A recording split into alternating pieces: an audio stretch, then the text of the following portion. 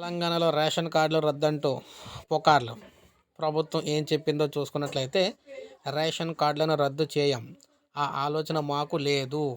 రాష్ట్రంలో పెద్ద సంఖ్యలో రేషన్ కార్డులు రద్దు చేస్తున్నట్లు జరుగుతున్న ప్రచారం పూర్తిగా అబద్ధమని రాష్ట్ర పౌర సరఫరాల శాఖ మంత్రి ఉత్తమ్ కుమార్ రెడ్డి స్పష్టం చేశారు.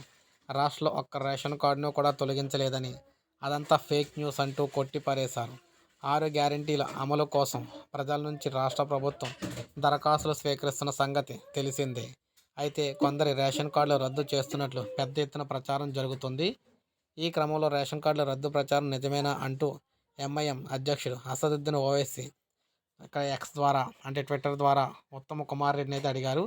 దీనిపై స్పందించిన ఉత్తమ్ కుమార్ రెడ్డి రేషన్ కార్డుల రద్దు వార్త లేదా ప్రచారం అనేది పూర్తిగా అబద్ధమని తేల్చి చెప్పారు. కాగా రేషన్ కార్డుల రద్దు ప్రచారంపై కాంగ్రెస్ నేతలు మండిపడ్డారు. మాజీ మంత్రి కేటీఆర్కు ప్రజలపై బాధ్యత ఉంటే రేషన్ కార్డుల రద్దు ప్రచారం అవాస్తవమని ట్విట్టర్ వేదికగా ప్రజలను చైతన్యపరచాలని డిమాండ్ చేస్తున్నారు. కాంగ్రెస్ ప్రభుత్వం రాష్ట్రంలో ఎక్కడ ఏ ఒక్క రేషన్ కార్డు కూడా రద్దు చేయలేదంటూ తేల్చి చెప్పారు. కొత్తగా రేషన్ కార్డులు అయితే ఇవ్వబోతున్నామని కూడా చెప్పారు. సో ఇది మనకు రేషన్ కార్డులకు సంబంధించి తెలంగాణ లేటెస్ట్ అప్డేట్. ఒక లైక్ చేయండి, సబ్స్క్రైబ్ చేసుకోకపోతే మన ఛానల్ సబ్స్క్రైబ్ చేసుకుని